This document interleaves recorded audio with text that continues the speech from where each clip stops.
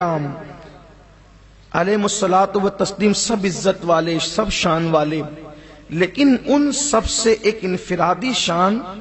حضور اکرم صلی اللہ علیہ وآلہ وسلم کی ہے۔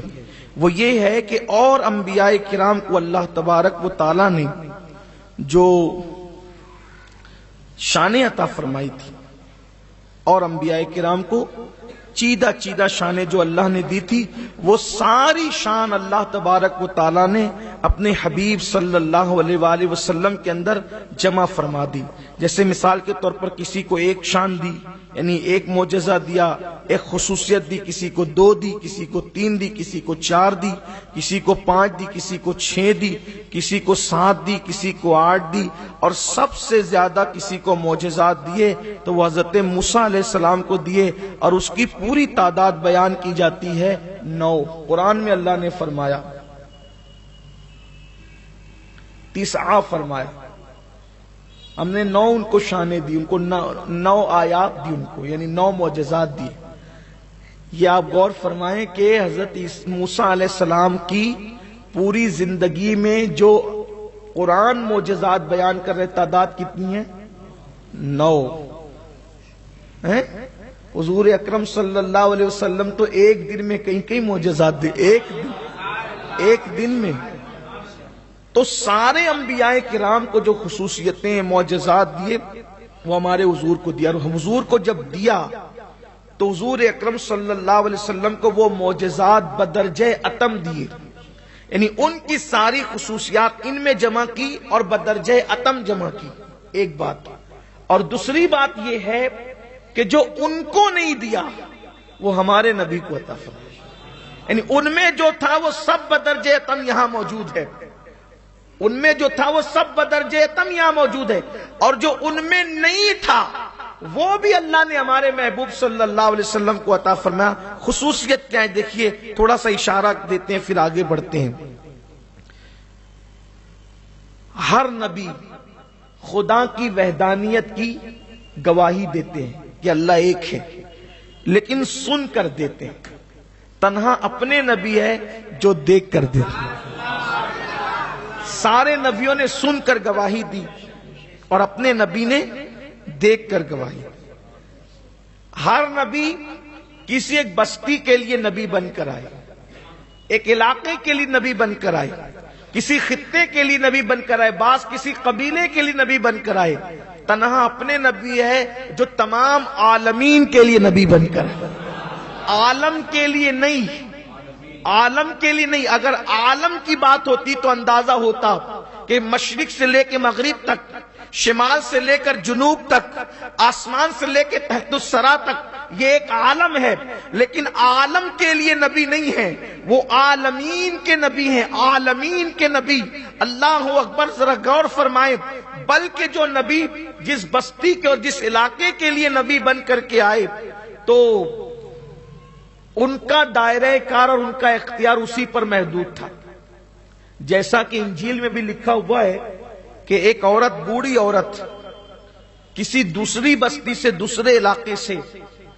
اپنی ایک مریض بیٹی کو لے کر کے آئی حضرت عیسیٰ علیہ السلام کے پاس، اور کہنے لگی، اے اللہ کے پیغمبر،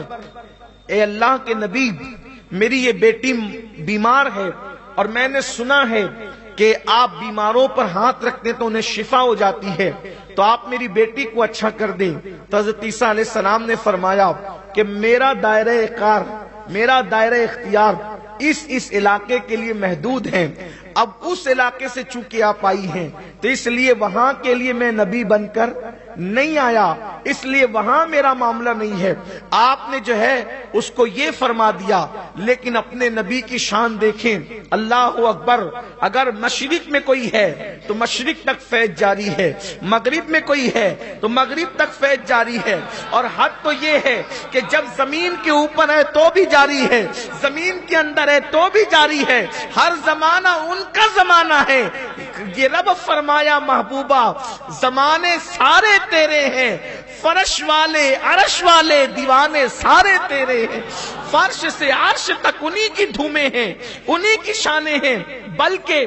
آپ نے مجھ سے اس سے پہلے بھی یہ سنا ہے کہ ایک روایت جو پطرس کی ہے کہ پطرس نام کا وہ فرشتہ جب ولادت امام حسین کے موقع پہ شفا مانگنے کے لیے آیا تو حضور علیہ السلام نے یہ نہیں فرمایا کہ میں زمین کا رسول ہوں، آسمان تک میری رسائی نہیں ہے، بلکہ اس آسمان والے کو بھی مصطفیٰ جان رحمت نے شفا عطا کر کے باذن اللہ یہ بتا دیا کہ جیسے زمین میرے اختیار میں ہے ویسے آسمان بھی اللہ نے میرے اختیار میں عطا فرمایا۔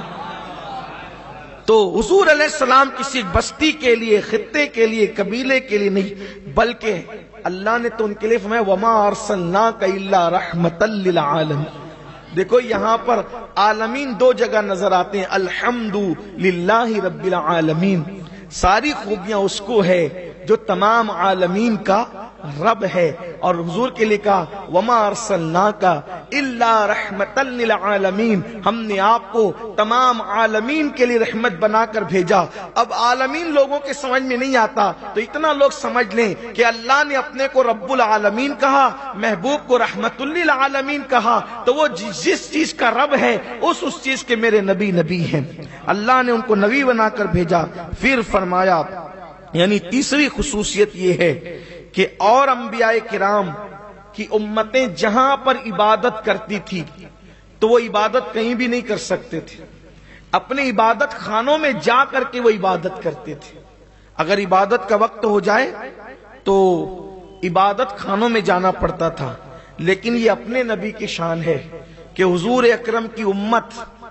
اگر زمین پر نماز کا وقت ہو تو زمین پر عبادت کر لے، اور اگر فلائٹ میں نماز کا وقت ہو تو وہاں پر عبادت کر لے۔ یعنی کہ ان کی عبادت ان کی امت کے لیے عبادت کے لیے کوئی جو ہے وہ خاص جگہ نہیں، یعنی مسجد میں کوئی آ کر عبادت کرے تو اس کو اللہ تبارک و تعالی اس کا اجر بڑھا دیتا ہے، لیکن یہ نہیں کہ